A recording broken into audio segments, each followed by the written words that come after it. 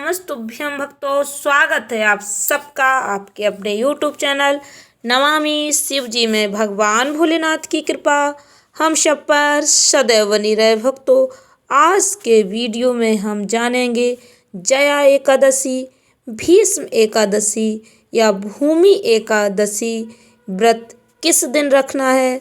इस एकादशी को भीष्म एकादशी भी कहा जाता है, भूमि एकादशी भी कहा जाता है। इसका व्रत किस दिन रखना है, व्रत का पारण कब करना है, इस एकादशी में किन नियमों का पालन करना चाहिए, एकादशी का महत्व, एकादशी पूजा का क्या फल प्राप्त होता है, व्रत कथा के बारे में। व्रत कथा अवश्य सुने, बिना व्रत कथा सुने व्रत का पूर्ण फल प्राप्त नहीं होता है। भक्तों, वीडियो को पूरा अवश्य देखें, ध्यान से सुने, भगवान श्री हरि नारायण का ध्यान करें। इससे लक्ष्मी नारायण की कृपा आप पर सदैव बनी रहेगी। आप सभी लोगों को जया एकादशी की हार्दिक शुभकामनाएं। भक्तों, भगवान लक्ष्मी नारायण का जयकारा लगाएं, पूर्ण श्रद्धा भक्ति के साथ कमेंट बॉक्स में हर हर महादेव, जय श्री कृष्णा अवश्य लिखें। चैनल पर पहली बार विजिट हुए, पहली बार मेरी आवाज़ सुन रहे तो चैनल को सब्सक्राइब करके बेल आइकन अवश्य दबाएं। इससे हमारे वीडियो की नोटिफिकेशन आप तक पहुंचती रहे और आपको नई नई जानकारी मिलती रहे। भक्तों, माघ मास कृष्ण पक्ष की एकादशी को जया एकादशी कहा जाता है। जया एकादशी की शुरुआत 19 फरवरी 2024 को सुबह 8:49 से होगी, 8:49 से। इस तिथि का समापन 20 फरवरी 2024 को सुबह 9:55 पर होगा। भक्तों, उदया तिथि मान होने के कारण जया एकादशी का व्रत मंगलवार 20 फरवरी 2024 को रखा जाएगा। जया एकादशी पारण का सही समय 21 फरवरी 2024 को सुबह 6:55 से लेकर 9:11 तक रहेगा। भक्तों, जया एकादशी का हिंदू सनातन धर्म में विशेष महत्व है।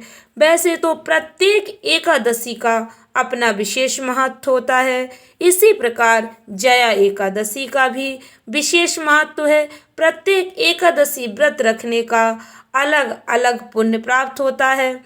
भक्तों, जया एकादशी बहुत ही पुण्यदायी है। इस एकादशी का व्रत करने से व्यक्ति नीच योनि जैसे भूत प्रेत पिशाच की योनि से मुक्त हो जाता है।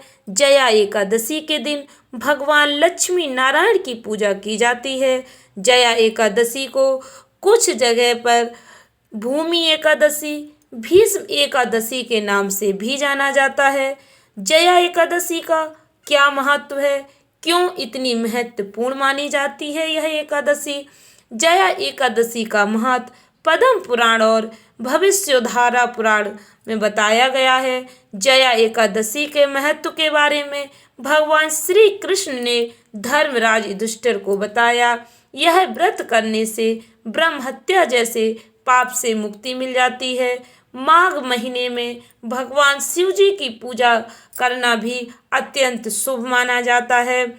इसलिए जया एकादशी भगवान शिव जी और विष्णु जी के भक्तों के लिए बहुत ही महत्वपूर्ण होती है। माघ का महीना भगवान भोलेनाथ और श्री हरि विष्णु जी की पूजा आराधना के लिए बहुत ही महत्वपूर्ण माना जाता है।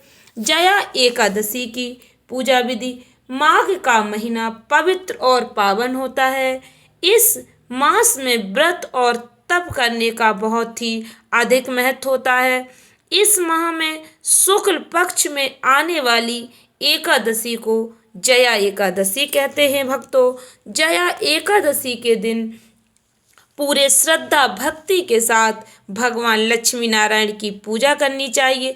व्रत करने वाले व्यक्ति को सुबह जल्दी जागना चाहिए, सूर्योदय से पहले समय से उठ जाना चाहिए, स्नान करना चाहिए, भगवान विष्णु की मूर्ति की पूजा आराधना करनी चाहिए। भगवान श्री हरि को या फिर आपके घर पे लड्डू गोपाल जी हैं, भगवान को चंदन का लेप लगाएं, दीप जलाएं, धूप चढ़ाएं, फल चढ़ाएं, मिठाई आपके पास जो भी पूजा सामग्री है पूर्ण श्रद्धा भक्ति के साथ भगवान श्री हरि विष्णु जी को समर्पित करें। विष्णु सहस्त्र नाम या फिर नारायण स्तोत्र का पाठ करना अत्यंत शुभ माना जाता है। यदि आप पाठ नहीं कर पाते हैं तो आपको भगवान का जो भी मंत्र याद है उसका निरंतर स्मरण करते रहें। भगवान लक्ष्मी नारायण का ध्यान करते रहें। द्वादशी के दिन ब्राह्मणों को भोजन कराकर उन्हें जनेऊ सुपारी देकर विदा करें। यदि आप ब्राह्मण को भोज नहीं करवा पाते तो आप ब्राह्मणों को सीधा या फिर दक्षिणा अवश्य दें, तभी एकादशी का पुण्य फल प्राप्त होता है। जया एकादशी का व्रत करने का क्या फल प्राप्त होता है? भक्तों, जया एकादशी का व्रत करने से व्यक्ति नीच योनि, भूत प्रेत पिशाच की योनियों से मुक्त हो जाता है। इसलिए जया एकादशी भगवान श्री हरि लक्ष्मी नारायण की पूजा आराधना के लिए विशेष तिथि मानी जाती है। इस दिन लक्ष्मी नारायण की पूजा आराधना करने से व्यक्ति के समस्त संकट दूर हो जाते हैं। इस एकादशी के दिन कुछ विशेष नियमों का ध्यान अवश्य रखना चाहिए।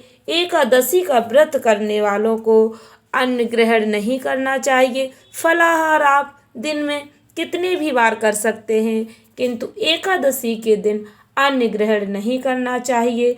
इस दिन नाखून नहीं काटने चाहिए, बाल नहीं धोने चाहिए, बाल नहीं कटवाने चाहिए।